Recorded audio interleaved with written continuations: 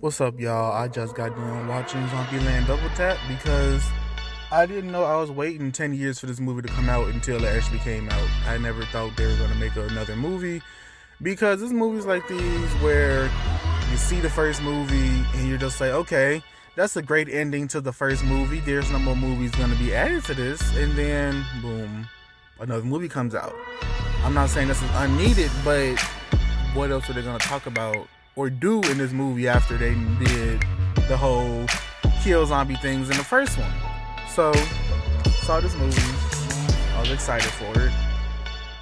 And, you see the four regular people from the first movie. You see Little Rock, Columbus, Tallahassee, and Wichita. And they travel all the way to the White House and they're living there. So it starts off with them having fun, enjoying each other's company, and Jesse Eisenberg is giving his, usual narration about what happened over the 10 years. And it's crazy that they made this movie 10 years later because it's still crazy that 10 years later, zombies are still coming and trying to kill them. So it makes me wonder what happened the last 10 years. They don't speak upon that. Everyone still looks fine. Everyone still looks okay. So Columbus proposes to Wichita, and Wichita thought it was going too fast, and she felt like she didn't like marriage because she said marriage leads into divorce. But it's not much divorce that's going to be happening because there's not many alive human beings on Earth anymore. So a day later, Jesse is going to go tell Tallahassee about the engagement, and then he says that Wichita and Little Rock left a note, and they left.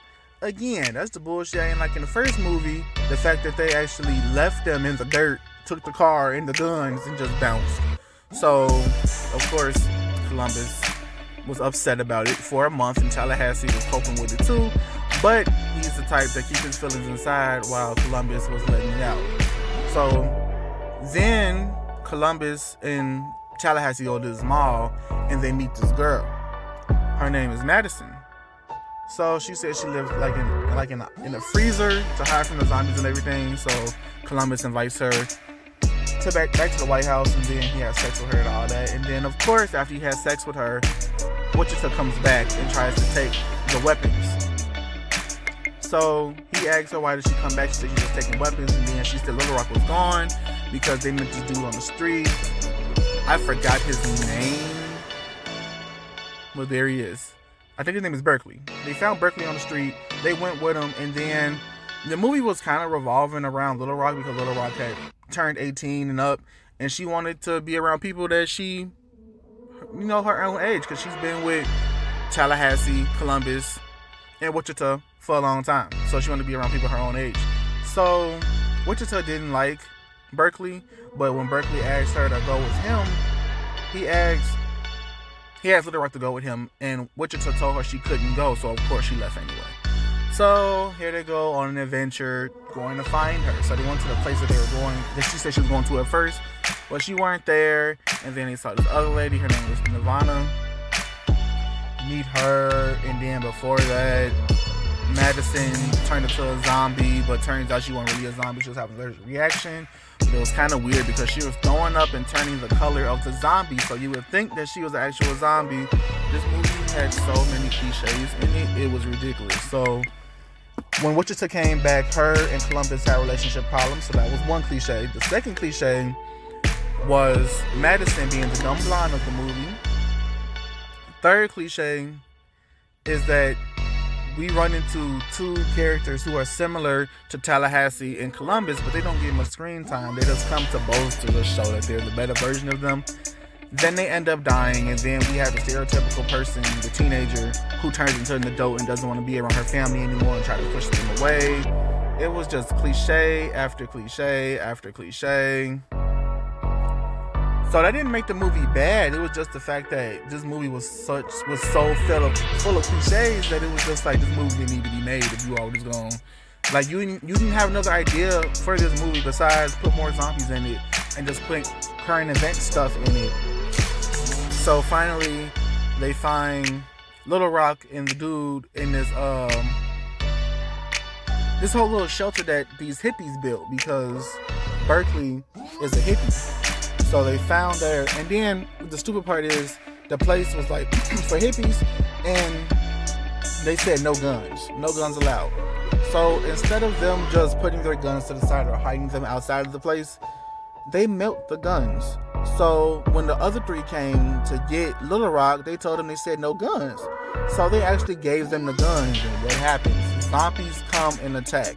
So before the zombies attacked, Tallahassee had left and said he was parting ways with them.